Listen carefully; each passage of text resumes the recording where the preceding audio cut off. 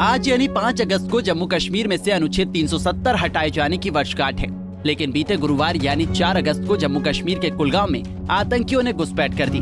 काफी लंबे समय तक भारतीय सेना के जवानों ने आतंकियों से मुकाबला किया, लेकिन आतंकियों के साथ इस मुठभेड़ में सेना के 3 जवान शहीद हो गए। आतंकियों के खिलाफ सेना का सर्च ऑपरेशन अभी भी जारी है। आतंकी संगठन PAFF यानी पीपल्स एंटी फैसिस्ट फ्रंट ने इसकी जिम्मेदारी ली है और इसे अनुच्छेद 370 खत्म करने का बतला बताया है। PAFF ने एक बयान जारी कर कहा है कि संघीय सरकार के अवैध तरीके से अनुच्छेद 370 खत्म करने की पूर्व संध्या पर हमारे लड़ाकों ने हमला किया है। बता दें कि 5 अगस्त 2019 को केंद्र सरकार ने जम्मू कश्मीर से अनुच्छेद 370 को निरस्त कर दिया था और इसके बाद राज्य को 2 केंद्र शासित प्रदेशों में बदल दिया गया।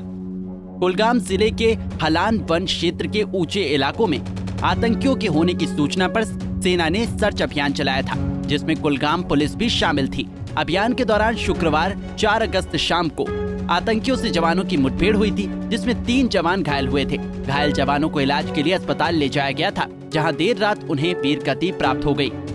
जिस इलाके में ये मुठभेड़ हो रही है वो अत्यंत दुर्गम है और आतंकियों ने पहाड़ी पर एक ऊंची जगह पेड़ों के बीच पोजीशन ले रखी है। इसके अलावा वर्षा के साथ धुंध होने के कारण मुठभेड़ लंबी खिंच रही है। जानकारी के अनुसार सुरक्षा बल को अपने तंत्र से पता चला था कि आतंकियों का एक दल कुलगाम के मंजगाम क्षेत्र के ऊपरी हिस्से में हालन के पास देखा गया है। ये इलाका जंगल से सटा हुआ है। सूचना के आधार पर सेना और पुलिस के एक संयुक्त कार्यदल ने आतंकियों के खिलाफ अभियान चलाया था। जवानों को अपने ठिकाने की तरफ बढ़ता देख आतंकियों ने उन पर ग्रेनेड दागे और ऑटोमेटिक हथियारों से गोलीबारी शुरू कर दी। इसमें 3 जवान जख्मी हो गए। घायल जवानों को तुरंत अस्पताल पहुंचाया गया, लेकिन देर रात तीनों वीरगति को प्राप्त हो गए। जम्मू कश्मीर में हुई इस मुठभेड़ को लेकर क्या कहना है डिफेंस एक्सपर्ट PK सहगल का, आइए सुनते हैं। कल आर्टिकल 370 के हटाए जाने की चौथी एनिवर्सरी थी। ऐसे में मुझे पक्का यकीन था कि पाकिस्तान की तरफ से कुछ न कुछ कार्रवाई होगी in terms of terrorist activity. हमें पक्का इन्फॉर्मेशन मिली कि हलान इलाका, जो पहाड़ी इलाका है कुलगाम डिस्ट्रिक्ट का, वहाँ कुछ टेररिस्ट छुपे हुए हैं। इसके बाद में एक joint operation, search operation launch किया गया जम्मू कश्मीर पुलिस और आर्मी के माध्यम से।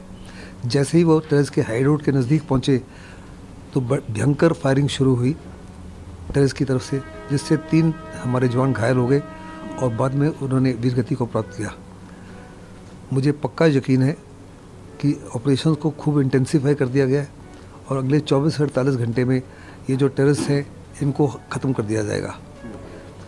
एक तरफ तो शहबाज शरीफ हिंदुस्तान से बातचीत के बारे में बातचीत कर रहे हैं, पक्ष रख रहे हैं, और दूसरी तरफ वो टेररिज्म को और टेररिस्ट एक्टिविटीज़ को हर दिन अंजाम दे रहे हैं।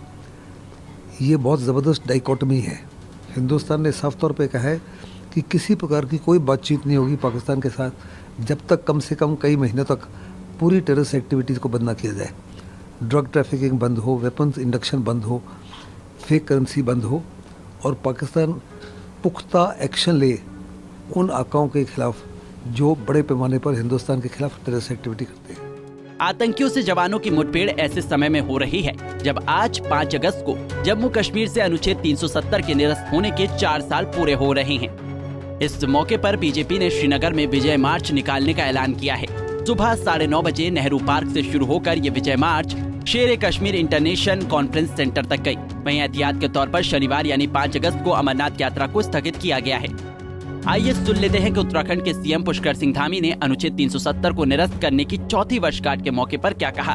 बहुत ऐतिहासिक दिन है 5 अगस्त 2019 का दिन, चूँकि आज ही के दिन 5 अगस्त 2019 को देश के अंदर एक संविधान, एक निशान और एक प्रधान ये पूरी तरह से लागू हो पाया और इसका पूरा श्रेय हमारे देश के आदरणीय प्रधानमंत्री मोदी जी को जाता है, जिनके नेतृत्व में धारा 370 समाप्त हुई और देश का एक नया अध्याय प्रारंभ हुआ, जिस अध्याय की लोग देश की आजादी के कालखंड से लेकर लगातार इसका इंतजार करते रहे।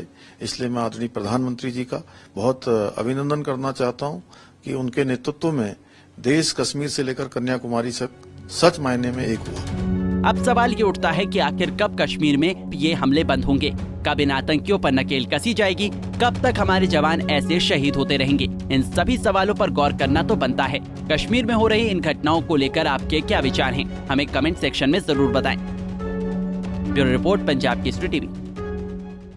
हमसे जुड़े रहने के लिए हमारे YouTube चैनल को सब्सक्राइब करें और नई वीडियो की नोटिफिकेशन के लिए बेल आइकॉन को दबाएं।